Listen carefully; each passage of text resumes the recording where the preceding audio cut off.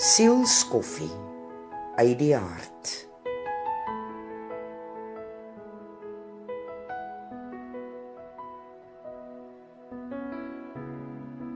Daar is so baie dinge wat ons rondom ons kan waarneem en wat vir ons sigbaar is.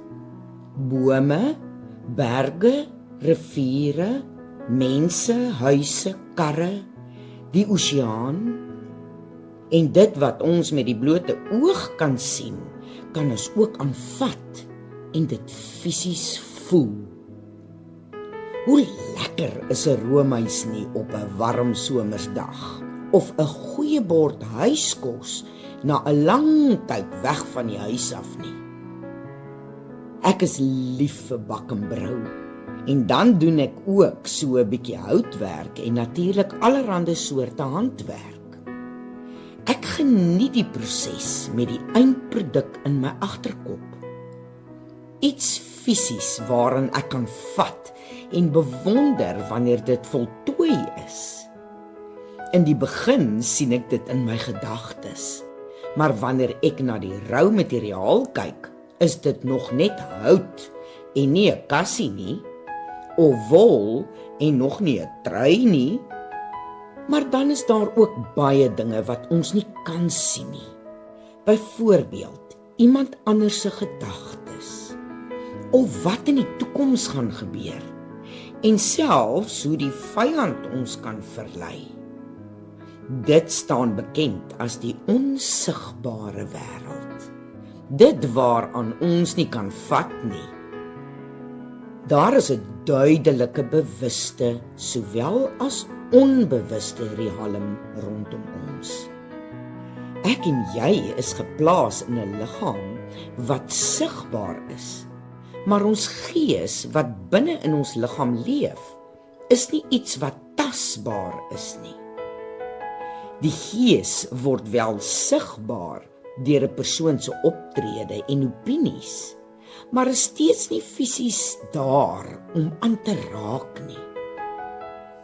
Wanneer ons kwaad word, kan ons nie die kwaad sien nie, maar ons ervaar dit. Ons kan liefde voel, maar nie daaraan vat nie. Wanneer iets slegs met ons gebeur, sien ons nie die fisiese sleg nie, maar binne in ons beleef ons die sleg. Daar is dus 'n wêreld vol onsigbare dinge wat nie met die blote oog gesien kan word nie, maar wat ons wel ervaar.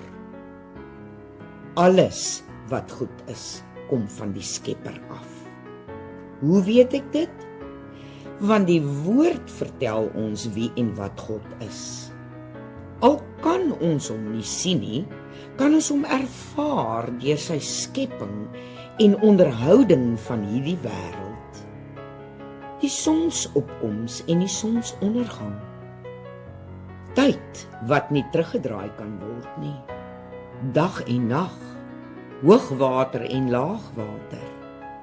Daar is 'n goddelike stelsel in plek gestel deur 'n hoër hand om sistematies retories te werk. Uur vir uur, dag vir dag, maand vir maand en jaar vir jaar. En dan praat ek nie eers van die seisonale weeromstandighede rondom dit alles nie. Ons raak so gewoond aan hoe dit hier op aarde is, dat ons menigmaal God en sy skepping vanselfsprekend aanvaar. Hy wys ons elke oomblik van ons lewe hier dat hy in beheer is, maar ons kyk dit mis.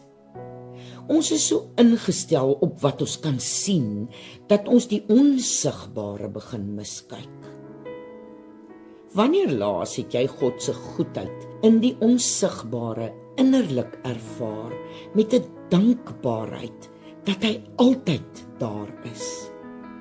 So dankbaar dat jy jou menswees as so klein beskou in vergelyking met God se groot skepping.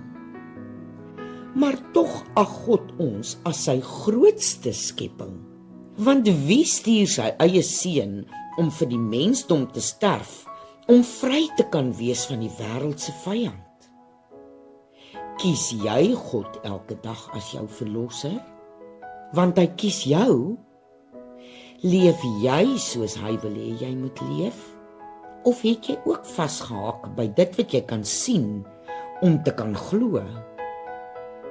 Ek wil jou vandag uitnooi om weer bewus te raak van dit wat jy nie altyd met die blote oog kan sien nie, maar wel kan ervaar.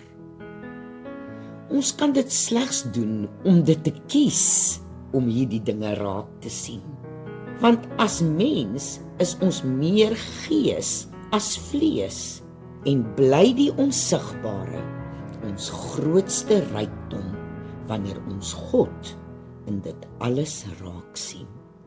Tot volgende keer.